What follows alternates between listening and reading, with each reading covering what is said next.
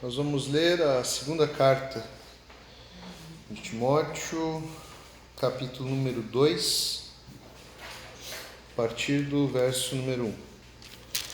Diz assim: Meu filho, seja forte por meio da graça que há em Cristo Jesus. Você me ouviu ensinar verdades confirmadas por muitas testemunhas confiáveis. Agora ensine-as às pessoas de confiança que possam transmiti-la a outros. Suporte comigo o sofrimento como um bom soldado de Cristo. Nenhum soldado se deixa envolver em assuntos da vida civil, pois se o fizesse, não poderia agradar o oficial que o alistou. O atleta não conquista o prêmio se não seguir as regras.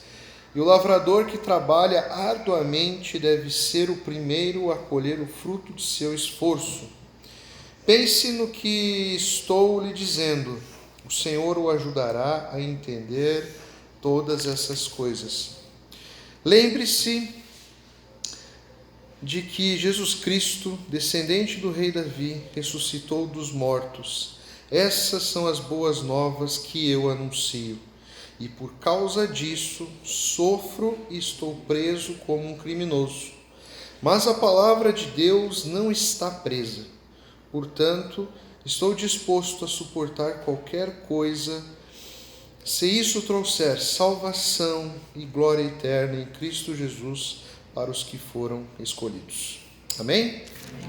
O subtítulo aqui na minha é O Bom Soldado de Cristo. As cartas de Timóteo. Só arrumar um negócio.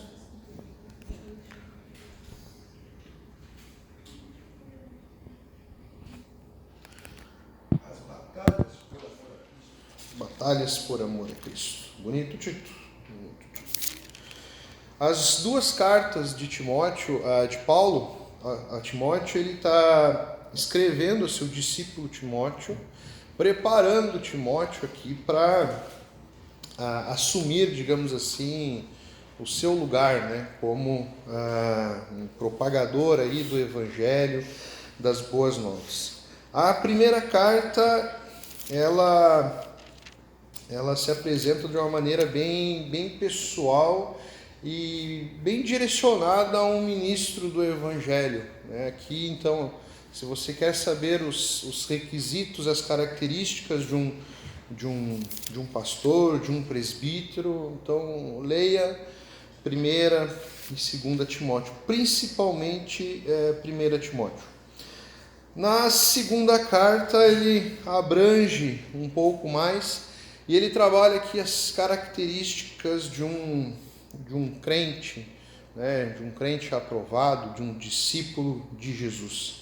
E nesse trecho aqui exclusivo aqui, que nós vamos ver hoje, ele fala a respeito das características daquele que ele coloca como um soldado de Cristo. Ele compara o discípulo de Cristo, um discípulo de Jesus, como um soldado.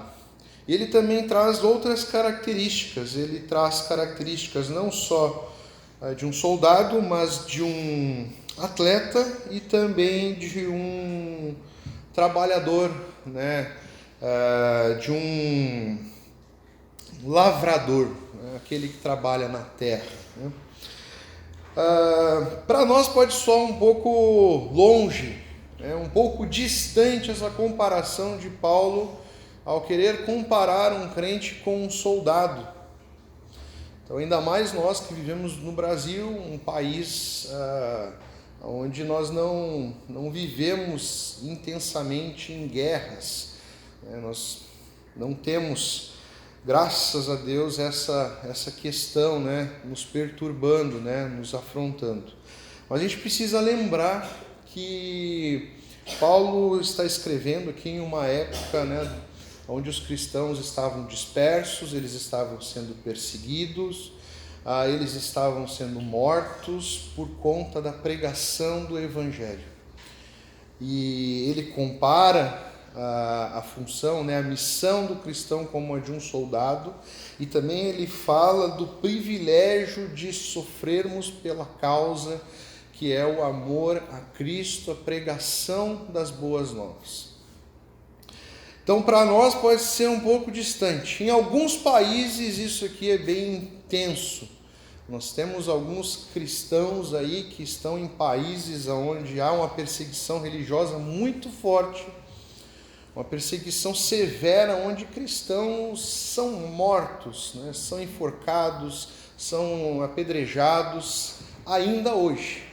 Só que esse tipo de notícia não ganha os jornais. Você precisa entender que o mundo odeia Jesus.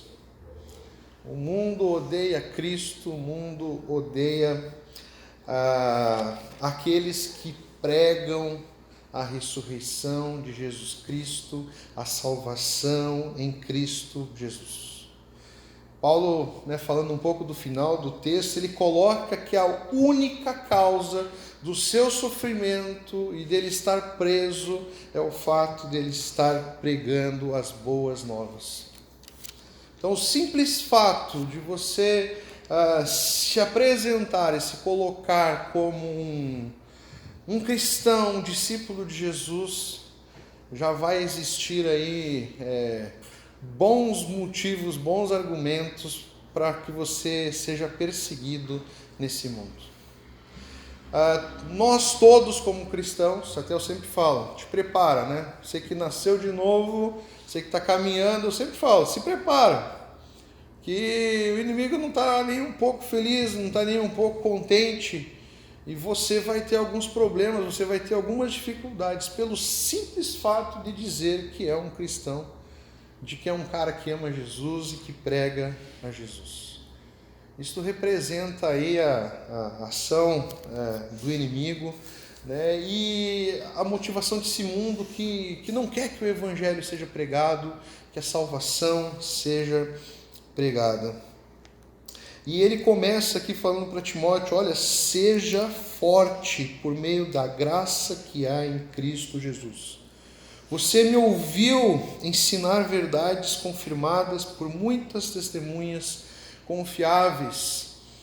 Paulo está falando a Timóteo, meu filho, você me acompanhou, você me ouviu pregar desse Jesus Cristo, você precisa ser forte, você precisa anunciar essas verdades, verdades que não são da minha cabeça, verdades vindo do próprio Jesus e confirmadas por inúmeras testemunhas. O que nós temos, a palavra de Deus, ela não é fruto da invenção humana. São textos inspirados pelo Espírito Santo de Deus a cada um dos seus escritores, mas há também aqui relatos, há aqui documentos onde há testemunhas testificando a autenticidade de cada fato que aconteceu aqui nas Escrituras. Não é fruto simplesmente da loucura humana. Há provas.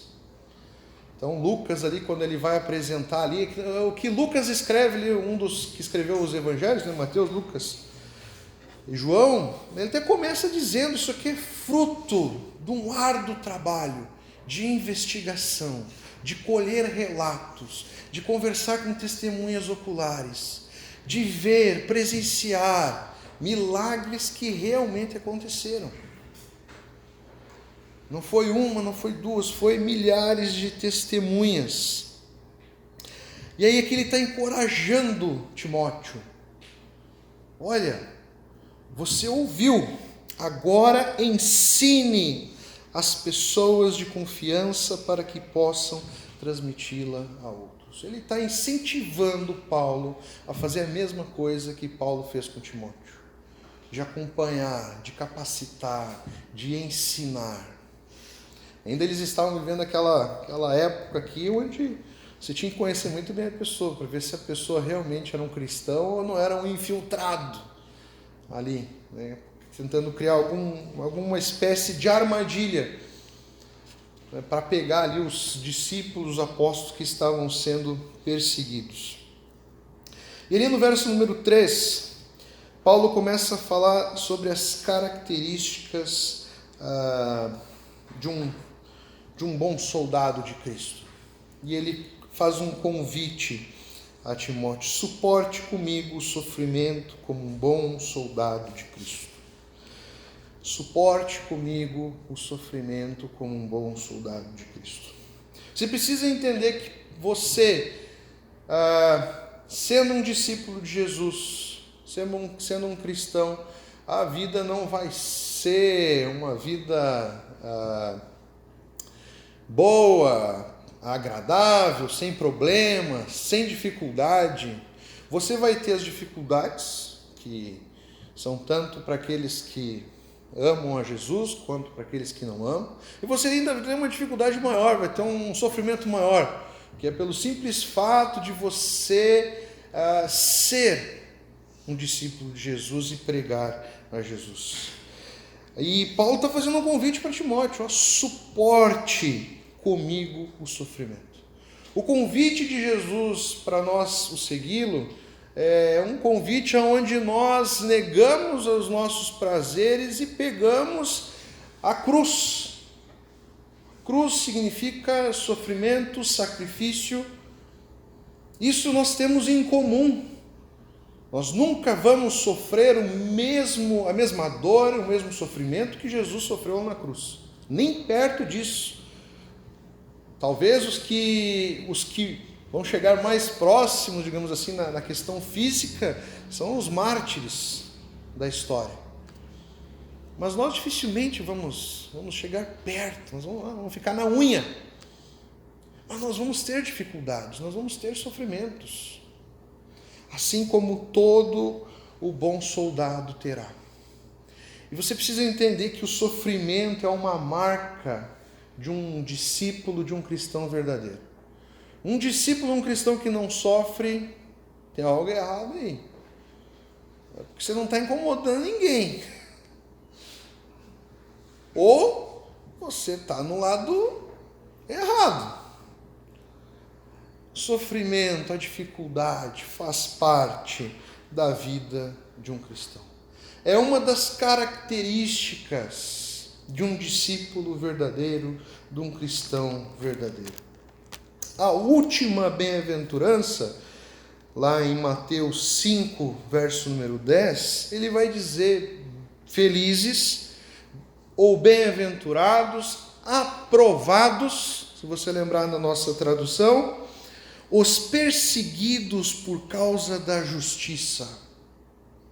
O fato de você ser perseguido por pregar o Evangelho confirma, dá um carimbo de autenticidade a você ser realmente um discípulo, um servo verdadeiro de Jesus Cristo. Ali no verso número 11, ele segue: felizes são vocês quando por minha causa sofrerem zombaria e perseguição, e quando outros mentindo disserem todo tipo de maldade a seu respeito. Alegrem-se e exultem, porque uma grande recompensa os espera no céu. E lembre-se de que os antigos profetas foram perseguidos da mesma forma. Que os discípulos, os apóstolos, eles olhavam para os profetas. A gente não precisa nem chegar nos profetas, dos discípulos, nos apóstolos, a gente já tem muita referência. Se você for ver a história da igreja, dos mártires, então, até hoje, pessoas são perseguidas, elas são mortas por pregarem o Evangelho. E essa é uma marca de um discípulo verdadeiro, de um bom soldado de Cristo. Só que quando ele está falando sobre o soldado de Cristo aqui, ele não está se referindo apenas ao sofrimento. Ele segue: nenhum soldado se deixa envolver em assuntos da vida civil, pois se o fizesse, não poderia agradar o oficial que o alistou. Qual é a característica de um soldado quando ele é convocado, quando ele está a serviço do seu comandante, a serviço do seu exército? Ele se desliga da sua vida civil. Ele tem apenas um comandante. Ele só segue uma bandeira. Ele está totalmente entregue nas mãos daquele exército ali. E quando você olha uma guerra, você consegue entender. Eu fico imaginando o coração e a mente dos soldados que estão travando essa batalha lá. Eu não tenho dúvida que muitos soldados que estão lá morrendo, tirando vidas, eles não queriam estar lá. Mas eles fizeram um compromisso. Eles são soldados. Eles estão ali para obedecer, eles estão ali para servir. Até há rumores aí na guerra de vários soldados que estavam meio que... como é que é a palavra? Meio que tentando atrasar a guerra. Eles estavam em conflito. Eles não queriam estar ali. Eles não achavam certo aquela guerra. Mas eles são soldados. Nós, como bons soldados de Cristo, se você quer ser um bom soldado de Cristo, você precisa estar com todo o seu coração disposto a servir a Jesus. Você não pode estar dividido. Não existe crente dividido. Isso é uma bizarrice. Não existe em cima do muro. Você precisa estar totalmente entregue. Você não pode servir a dois senhores. Você não pode ter dois comandantes na sua vida. Ou Jesus será o centro, será o rei do seu coração, ou ele não será.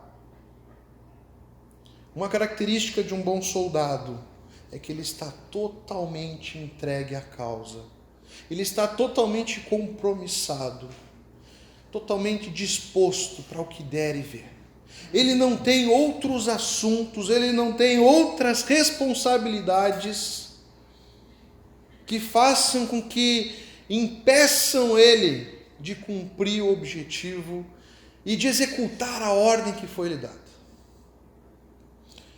Eu lido muito, eu sempre gosto de estar no meio dos adolescentes, e tem uma fase nos adolescentes quando eles vão para o quartel. E dependendo do adolescente, quando ele vai para o quartel, eu tenho certeza de que eu vou ouvir boas histórias, para mim, né? Histórias de que eles foram presos, histórias de que eles foram pegos dormindo no serviço. Até ultimamente eu tenho acompanhado um humorista que ele tem feito vários videozinhos contando as histórias engraçadas do quartel. E é divertidíssimo, eu fico só dando risada. E é muito engraçado, eu lembro uma vez de um deles contando, simplesmente ele não quis ir para o quartel. Eu falei, hoje eu não vou. Não quero, cansei daquilo lá. Sabe, você consegue até visualizar um adolescente dessa geração tendo essa atitude, né? Hoje eu não vou. Vocês me mandam para fazer um monte de coisa inútil, para fazer isso, para fazer aquilo. O que aconteceu com esse adolescente? Foi não sei como é que chama, mas foi lá um esquadrão, foi uma equipe do quartel buscar ele em casa. Foi lá buscar ele em casa. E aí ele teve a audácia de dizer, não vou. Como assim não vou? Cada uma, né? Sei que ele passou uma semana preso e depois ainda ele teve que cumprir uma série de benfeitorias extras, né? Digamos assim. Porque ele não tem vida civil. Ele está lá no quartel. Ainda aqui ele tem o privilégio ainda de dormir em casa. Mas o soldado, quando vai para a guerra, ele está lá. Não tem assim, eu acho que não. É sim, Senhor. Eu não concordo com você. O cara já vai diretamente preso. Você não tem palavra, você não tem voz. Você precisa entender isso. o nosso comandante, ele precisa ser soberano nas nossas vidas. A gente tem que parar de querer criar justificativas, de querer dar desculpas esfarrapadas, ou querer negociar com o nosso Deus. É sim, Senhor. Cuide muito bem quando você orar. Faça a tua vontade. A tua vontade não é minha, não é a nossa. Depois ele compara a vida de um bom cristão a um atleta. O atleta não conquista o prêmio se não seguir as regras. Ele não conquista o prêmio se ele não seguir as regras. Você pode ser o melhor atleta do mundo, mas se você não cumprir aquilo que foi colocado ali, você não vai conquistar o prêmio. Eu posso estar enganado aqui, mas se não me engano, o maior atleta dos 100 metros, se bobear dos 200 também, acredito, foi o Usain Bolt, né? Recentemente. Né? O cara era do outro planeta, né? É um ET, o cara corria pra caramba. Eu nunca vou me esquecer, se não me engano, teve uma prova que eu lembro que ele não ganhou. Você não tem certeza, pastor? Olha, posso estar errando aqui, ó. Depois eu edito. Mas eu lembro de uma prova que ele não ganhou. Sabe por que ele não ganhou? Porque ele queimou a largada. E quando você queima a largada, você é desclassificado. Nós precisamos entender que nós precisamos ter uma vida totalmente consagrada a Deus. E Deus nos dá um estilo de vida para ser vivido. Ele tem as suas normas, ele tem as suas regras. Ele tem a maneira dele para que nós vivamos. E isso não é para o nosso mal. Pelo contrário, é para o nosso bem. Porque no estilo de vida que Deus nos propõe, Deus nos coloca, nós vamos ter uma vida onde nós vamos chegar ao fim com excelência. É simples. É simples. É que nem um treinador. Todo treinador fala, um bom treinador, ele fala para os seus atletas. E ele, quando vai dar a comitiva de imprensa ali, que ele vai dar a entrevista ali, final, depois do jogo, um bom treinador, humilde, inteligente, ele vai colocar o seu grupo lá em cima. E o que ele vai falar? A vitória foi dos atletas. Eu dei a estratégia e eles cumpriram com perfeição. Você precisa entender que Deus tem um plano perfeito para nós. Amém. Mas você precisa estar com o seu coração totalmente atento à sua palavra e atento ao estilo de jogo, ao estilo de vida que Deus quer que nós vivamos. E vai muitas vezes totalmente de encontro do que nós queremos, do que nós pensamos, do que é o melhor para nós. Nós estamos fazendo uma série com os adolescentes que se chama O Tempo. O nome da série é O Tempo. Eu estava falando nas primeiras mensagens, eu falei para eles, dentre muitas coisas que nós temos que nos ater, principalmente na adolescência, uma coisa muito importante é nós entendermos o tempo. Nós precisamos entender, baseado ali em Eclesiastes 3, que há tempo para todas as coisas. Que muitas vezes há coisas que são erradas e são pecados, independente do tempo que você cometer. Mas há coisas que são especiais, são muito boas, desde que você pratique essas coisas no tempo em que Deus quer.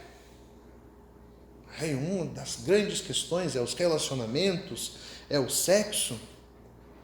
Eu lembro de uma vez que eu contei até uma experiência para eles, quando eu era adolescente, e eu era filho de pastor, já era identificado como tal, então tinha vários adolescentes da minha idade que nós jogávamos bola que eram curiosos a respeito de vida de igreja. E zombavam de mim, zombaria, mexiam, tal. Eu nunca me esqueci uma vez, nós estávamos jogando bola, até estávamos cometendo um pecado, porque nós estávamos pulando a grade dos mormons ali para jogar bola. E nunca me esqueci que um deles virou para mim e falou assim: eu não vou na tua igreja. Sim, eu sei que tu não vai, nunca te vi lá. Não, eu não vou, porque lá vocês não fazem sexo.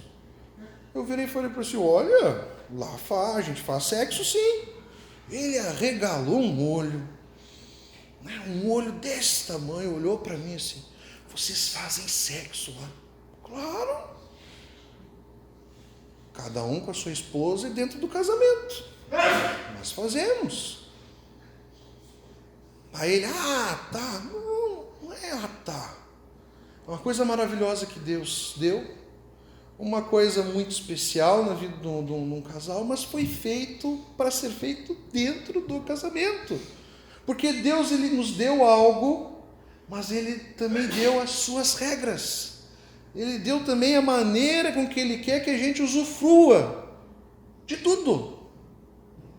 Há regras, há um estilo de vida diferente. Se você não quer jogar esse jogo, se não quer... Então, o mundo é tudo liberado. Até músicas, funks, tá tudo liberado. Aqui é diferente, aqui nós somos soldados. Nós seguimos um rei. Nós obedecemos esse rei. Nós somos tão loucos por esse rei que até nós sofremos com alegria. E nós vamos na direção dele dispostos a sofrer. Louco isso, né? Isso é ser um bom soldado.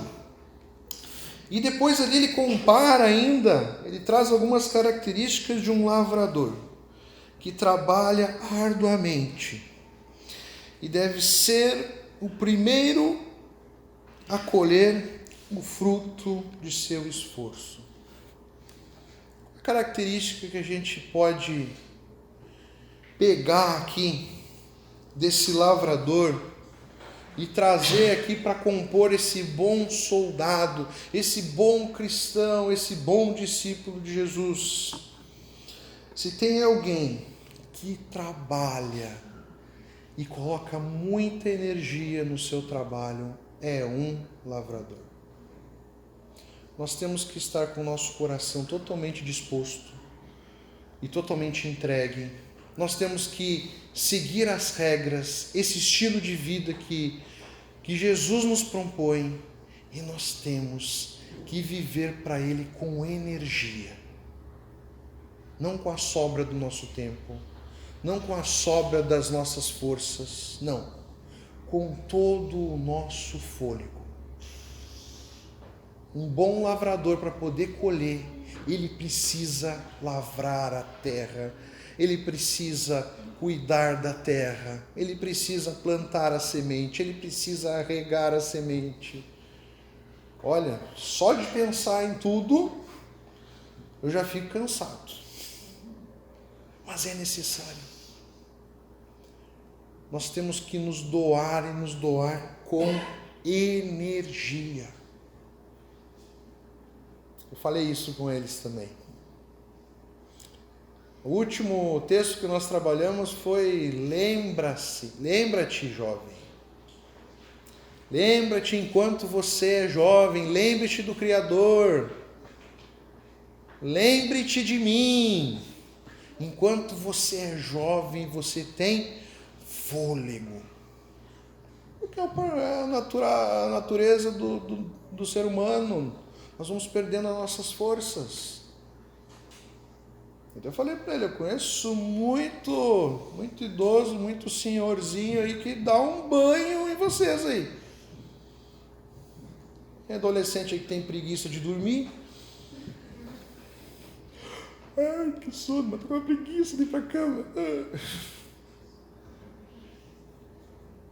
Há regras, há um estilo de vida. Aqui, ó, falando em lavrador, falei com eles também a respeito do relacionamento, que é um tempo para você ter um relacionamento. E tem tudo a ver com lavrar a terra. Falei para eles que não tem hora para você namorar. A Bíblia não tem hora para você namorar. Não tem idade. Não tem idade certa para você namorar. Na verdade, na Bíblia não fala nem de namoro. Mas se você quer ter um relacionamento com alguém, a Bíblia dá a deixa. Você tem que estar com a terra lavrada. Ou seja, você tem que estar pronto para casar. Massa, né? É o tempo de Deus, meu amigo. É o tempo de Deus. É o que a Bíblia nos ensina. Os tempos podem mudar, as regras aí fora podem mudar, os costumes podem mudar. Mas o estilo de vida que Deus nos deu continua o mesmo. E ainda nós vamos nos adaptando a algumas coisas. Hoje a gente tem que trabalhar o namoro, tem que estar cuidando, direcionando. Mas não era nem para ter esse negócio. E quem está falando é alguém que namorou. Deus teve misericórdia. Mas há um estilo de vida. E tudo isso, Paulo está falando para Timóteo, não vai ser fácil. Não vai ser fácil, vai ter os seus desafios, vão ter as suas dificuldades. Ele fala ali no verso número 7, pense no que eu estou lhe dizendo. Eu falo para você, eu falo para nós, que nós possamos pensar no que Paulo está falando a Timóteo, que a gente pode, que não entre no ouvido e saia pelo outro. Se você está com alguma dificuldade, pense, medite, reflite e peça que Deus irá ajudar a dar entendimento sobre essas coisas. Amém. O texto está falando, não sou eu, o texto é claro. E aí vem para a parte mais forte, que é o que eu quero dar ênfase aqui hoje. De novo, vem com a palavrinha ali, lembre-se de que Jesus Cristo, descendente do rei Davi, ressuscitou dos mortos. Essas são as boas novas que eu anuncio. Por causa disso, sofro e estou preso como um prisioneiro. Paulo fala que está sofrendo e está preso, não com tristeza ou como uma decepção. Ele fala aqui como uma certa alegria e uma autenticidade no seguinte pensamento. Eu estou preso e não é por qualquer coisa. Não é por coisa qualquer. Não é porque eu cometi um crime. Não é porque eu roubei alguém. Não é porque eu sou um criminoso. Eu estou preso, mas é porque eu estou pregando as boas novas. Eu estou servindo a Jesus Cristo. Então ele não via isso como algo negativo, ele via isso como uma provação. Como de fato ele estivesse sendo aprovado por Deus. Porque ele estava sofrendo, não pelas coisas desse mundo, mas ele estava sofrendo por causa do Evangelho. Essa é a única alegação, é o único motivo que ele coloca para o seu sofrimento. A pregação do Evangelho. E ainda depois ele fala, mas a palavra de Deus não está presa. Eu estou preso, mas a palavra de Deus não está presa. E um dos motivos para ele falar isso, porque mesmo preso ele pregava. Nós temos algumas das suas cartas que foram escritas, redigidas por Paulo na prisão. Nós podemos estar presos, nós podemos estar limitados, nós podemos estar sofrendo, mas a palavra de Deus, ela não se prende a nada. Amém. Uma das maiores provas disso é que você parou para imaginar que o Evangelho, a palavra de Deus, o cristianismo, ele nasceu de uma pessoa, Jesus Cristo, e num grupo de 12 pessoas, e se alastrou por todo mundo até hoje? Você já parou para pensar nisso? Um pequeno grupinho de 12 pessoas, pobres, sem internet, sem telefone, sem celular, sem e-mail, sem correio, e se alastra. Você já parou para ver quantas Bíblias são traduzidas diariamente? O número de traduções da Bíblia é um troço absurdo. Até hoje a Bíblia é o livro mais vendido do mundo. Não tem nem como você comparar com o segundo, porque é um troço muito gigantesco a diferença. O segundo, até um tempo atrás, era o Peregrino, de John Bunyan, também cristão o livro. Mas é um troço assim, ó. Olha só o poder da palavra de Deus e do Evangelho. Ele não se alastra somente. Ele se alastra trazendo à vida aqueles que estavam mortos em seus pecados. Amém. Estamos falando de algo que é poderoso, que não está preso. E aí ele reforça de novo: portanto, estou disposto a suportar qualquer coisa, se isso trouxer salvação e glória eterna em Jesus Cristo, para os que foram escolhidos. Eu estou sofrendo, estou preso, mas se o meu sofrimento, a minha dor, forem ajudar para que o Evangelho cresça ainda mais, pode bater, pode machucar, porque por isso eu estou disposto, porque eu sou um soldado, eu estou totalmente entregue à causa. Não tem nada ao meu redor que tire o foco principal da minha vida, que é servir a Jesus. Amém. O foco principal da vida é servir a Jesus. Ele fala: eu estou disposto, porque eu estou totalmente comprometido, eu estou disposto a viver essa vida que me foi colocada, me foi proposta por Jesus, e vou fazer com todo o meu fôlego, em que para isso eu precise derramar aqui a minha vida. Que foi isso que aconteceu. Paulo pregou, Paulo serviu a Jesus, até o dia em que ele foi chamado, convidado a visitar não, né? A entrar no lar celestial. Na nossa última bem-aventurança, ele vai falar a respeito da dor, a respeito da perseguição. Felizes os que são perseguidos por causa da justiça.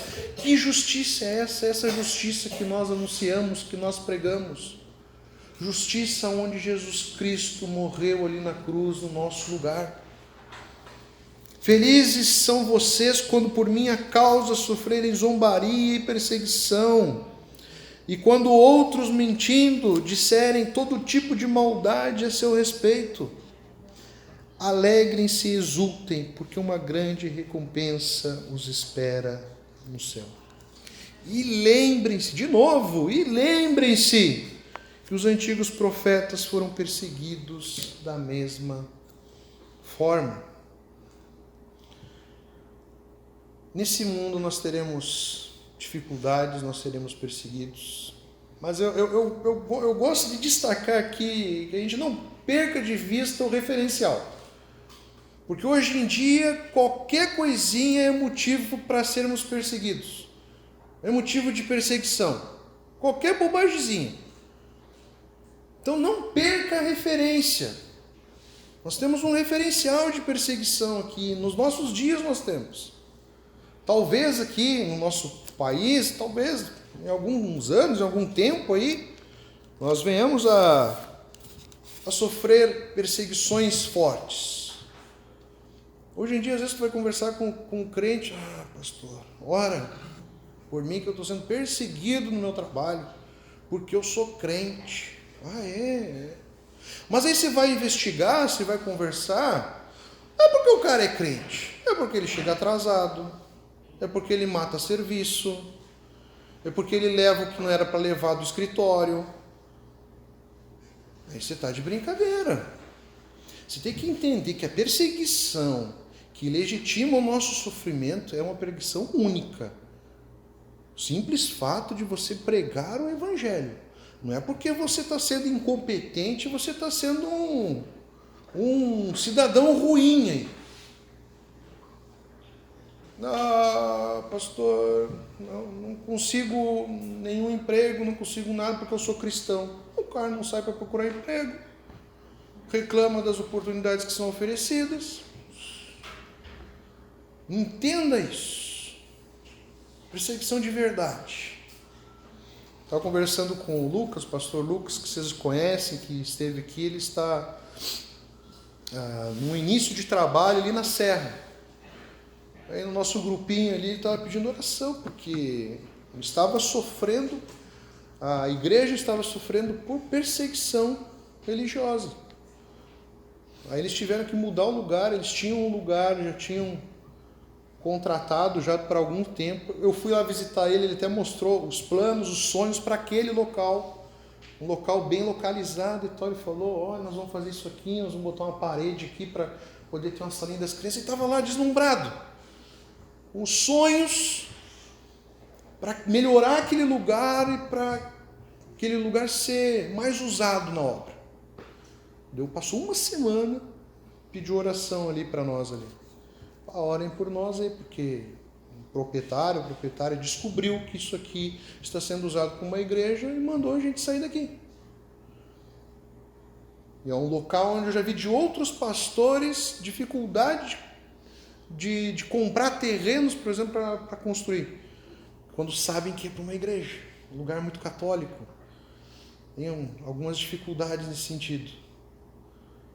E aí ele conversou com muito amor, muito carinho, conseguiu aumentar um pouquinho o prazo, para ele não sair do nada.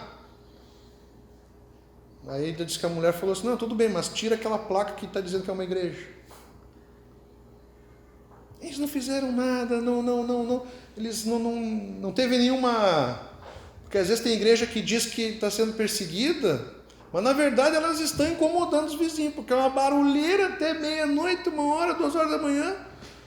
Até eu ligo, até eu persigo, se é do lado da minha casa.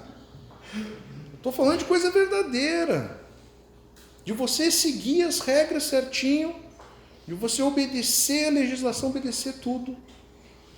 E pelo simples fato de você estar pregando as boas novas, estar sendo um discípulo, um bom cristão, você está sendo perseguido.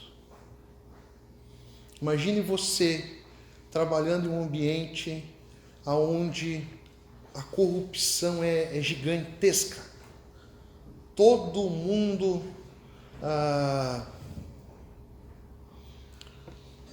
é corrupto, até ao ponto de se combinarem. E você é o certinho, porque você segue a Jesus, você quer ser honesto. Você vai ser perseguido, ninguém vai gostar de você. Imagina numa sala de aula onde todo mundo cola, só você que não.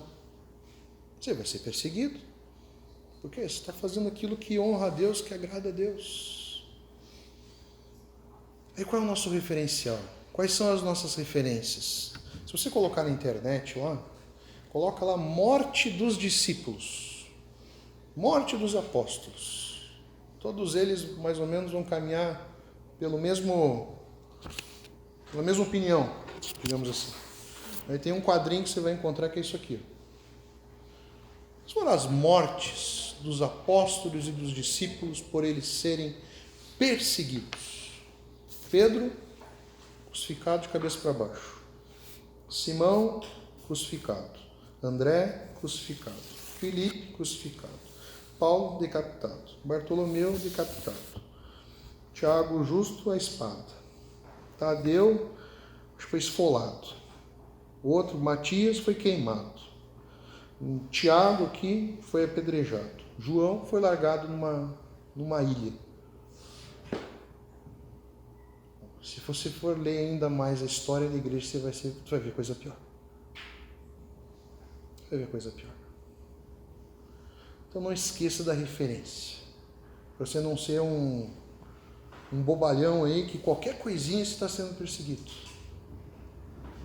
Nosso referencial é mais forte, é alto. Onde eu quero chegar com isso? Nós seremos perseguidos, nós teremos dificuldades, mas de graças a Deus que aqui ainda está muito leve. Se está leve, então é porque nós podemos fazer muito mais. Muito mais. Não temos motivo para nos esconder. Existem igrejas aí que são feitas em buracos. Buracos. A hora do culto, do encontro é por enigma. Você recebe uma mensagem, você tem que decifrar essa mensagem para saber aonde vai ser o culto.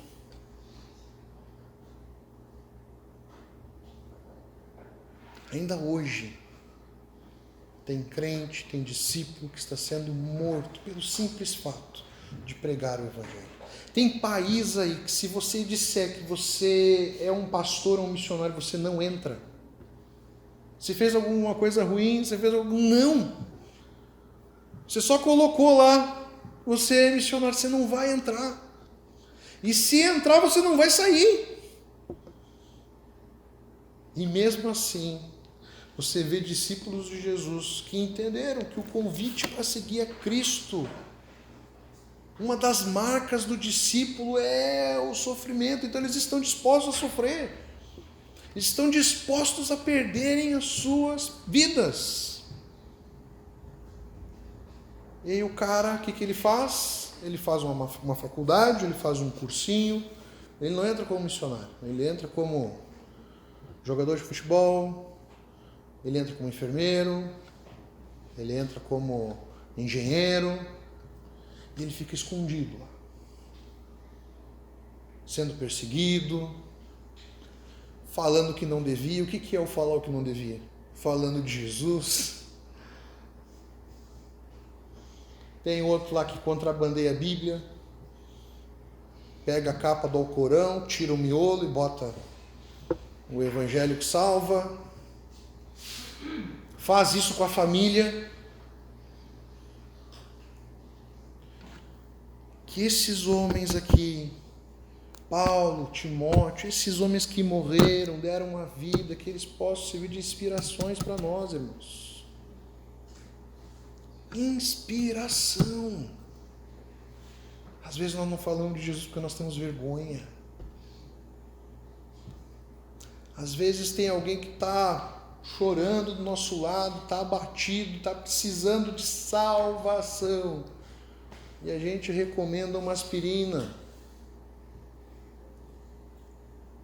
Inspiração. Nós fomos chamados para sermos um bom soldado. E a missão que foi nos dada é ide pregar o Evangelho. Bem-vindo a essa vida que nós teremos aflições, teremos sofrimento, mas olha só que bacana. A alegria que nós temos no nosso coração por termos Jesus Cristo e servirmos a esse Jesus é maior do que o nosso sofrimento. Nós sofremos, mas a alegria de servir a Jesus é maior. O simples fato de pertencermos a Deus, de termos Jesus no nosso coração, olha, supre as nossas dores e as nossas dificuldades. Que a gente não venha se calar, que nós possamos, ó Deus, entender o que é ser um soldado de Jesus, totalmente entregues, comprometidos, dispostos a seguir as regras do jogo, com energia, com fôlego, falou sobre a dracma perdida semana passada. Quantas coisas nós damos o nosso melhor, o nosso empenho, o nosso fôlego, a nossa energia, mas quando é algo direcionado exclusivamente para pregar o Evangelho, para servir a Jesus, é a sobra. Ou senão a gente nem faz, né, porque não deu tempo. Que a gente possa se inspirar nesses homens e não ficaram reclamando. Isso que eu fico mais surpreso. Paulo, o cara estava preso, estava sendo açoitado, morreu do jeito que morreu. E você tem algum trecho de Paulo reclamando por isso? Tem algum trecho aqui? Nenhum. Se a gente for usar o trecho que nós lemos hoje, ele fala, olha, eu estou sofrendo aqui por causa do Evangelho. Mas se for para que esse Evangelho cresça ainda mais, pode descer a lei. Se esse for o combustível necessário, aí, pode botar aí 100, 200, pode encher o tanque do apóstolo Paulo. Que nós possamos ter esse desejo, irmãos. Esse desejo por pregar Jesus, por viver o Evangelho. Que isso possa crescer cada dia nas nossas vidas, na nossa prática diária, no nosso fôlego de vida. Que Jesus possa crescer cada vez mais, que a igreja dele possa crescer. Amém. Que pessoas mortas possam voltar a viver, possam ser curadas, possam ser salvas em nome de Jesus. Amém?